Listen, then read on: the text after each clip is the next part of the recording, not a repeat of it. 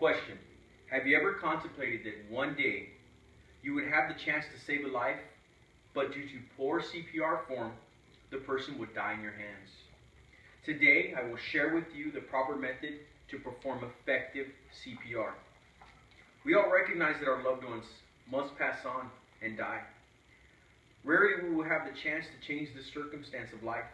I currently work in an emergency room, and we have seen amazing outcomes when bystanders and healthcare providers correctly perform CPR to save a life. My intent today is to first share about committing to the action of CPR. Then I will elaborate upon teamwork, and lastly, courage.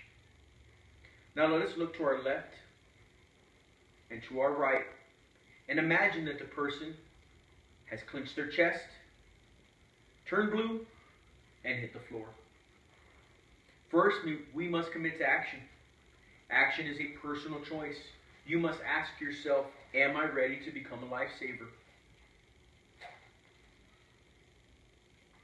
According to MedPage today, bystanders doing CPR can improve survival rates by 20%.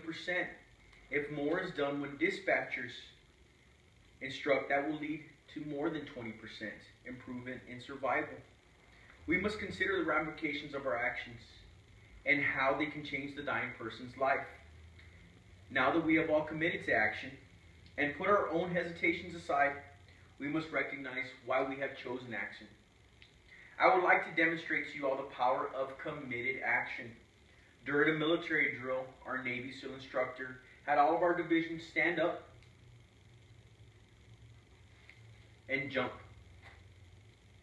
We were then told to sit. He described to us what he had saw.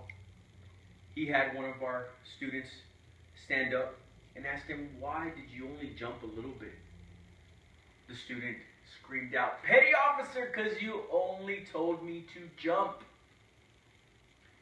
The petty officer SEAL then defined his methods and explained that committing to an action is not about only doing what is necessary, but using 100% of your physical and mental force applied to the action to attain the greatest amount of success. We have recognized that committing to action during CPR can significantly change the outcome. We will now consider how teamwork can continue the process of saving a life.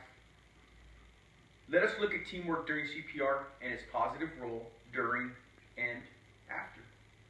According to the American Heart Association 2015 guidelines, in adult victims of cardiac arrest, it is reasonable for rescuers to perform chest compressions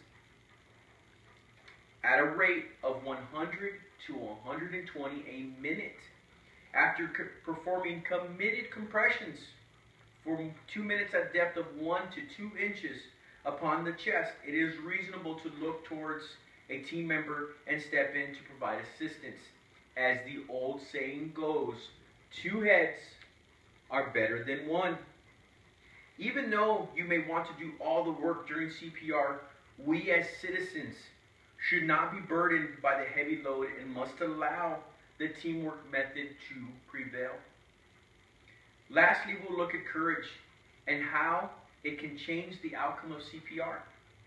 As I stated earlier, it will be rare that you will have the opportunity to change the outcome of CPR. My reference to courage is not about the courage and ability to perform CPR, but the choice to stand up and tell others how you were affected by the action of having to pump life into another human being. PTSD and depression are real and relevant after we apply all of our force and still come with a negative outcome. An article about a lifeguard shows his recognition of his PTSD. He states, "And we carried on doing that for 15 minutes until the ambulance arrived. They asked us to continue doing CPR so they could be free to move around and get drugs to her and stuff. In total, we gave CPR for an hour and 10 minutes until they pronounced her dead. The paramedics said we had done everything right and there was nothing more that they could do." He states, "I've never seen a dead person before and I can't get that sight out of my head. She was so lifeless and empty. We're not allowed to talk about it at work or with anyone. I'm worried that we'll turn into something more. Having the courage to admit vulnerability allows the team performing CPR to cope and continue to look forward to the next opportunity to stare death in the face and battle forward. In conclusion, as we progress forward using the tools I have given you, all such as committing to action, proper teamwork, and courage, you will now be informed on the process of performing effective CPR. Now I compel you once again to look to your left and to your right and assure the person, your neighbor, that given the opportunity, you will give them the best CPR possible to gain the greatest outcome, which is life. And I leave you with